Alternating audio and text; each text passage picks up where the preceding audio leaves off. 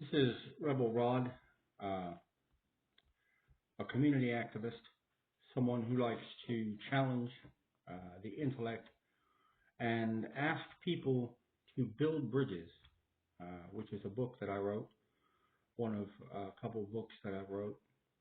I think that as you sit back and you take a look at America and the state of it currently, you have to have great concern. And the reason that you have to have great concern is because of the division, because of the ignorance in our country. When it comes to things as important as selecting a leader, there have been many great leaders in the world, and there have been many leaders who have failed miserably. And we want to make sure that we never allow someone to begin to change these United States we call America. We cannot allow people to tread upon the Constitution, the Bill of Rights, and the American will to achieve a peace in the world. And I think that the key is to have dialogue. It's to discuss solutions for complex problems. It's to ask various opinions from various people so that we can represent every single aspect that makes this country great. I think that the differences that people bring to the table are the fabric that holds the conversation together. It's what we learn by. It's the threads between us that enlighten us as to another person's path. And I think one of the great lines is about pursuing your own happiness in this country within the guidelines that are set forth through the Constitution, the Bill of Rights, and legislation that's been added throughout the years. When we all sat down and watched the White House takeover, everyone's seen it differently. I've seen it as Berlin.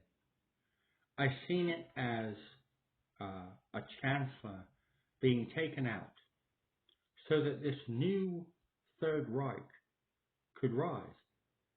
And it could spread its hate, it could spread its ignorance to a point to where children in the world would revere that power that they showed. And in prisons and places and dwellings where you'll find lesser educated people, you'll still see the remnants of that Reich. You'll see skinheads. You'll see Nazis. You'll see people who are centered in their hatred towards other people. It's disgusting, and it has to be addressed. If you can take a look at someone who holds a Bible in their hand and claims to be acting upon that Bible to hurt or dismiss another person or set of beliefs, then I suggest they go back and look at history so that they can see why it is that Christopher Columbus loaded his ships and left because of oppression and religious values that were demanded by dictatorship.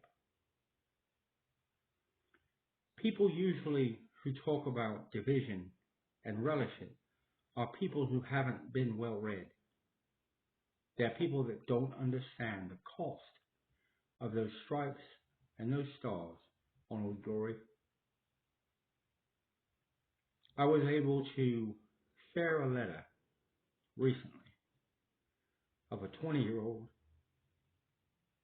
who went off to war. He left his family behind in Crab Orchard, Tennessee. He was a friend of my grandpa.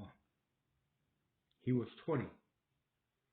And he wrote my grandfather a letter and died a short time after so that we could be free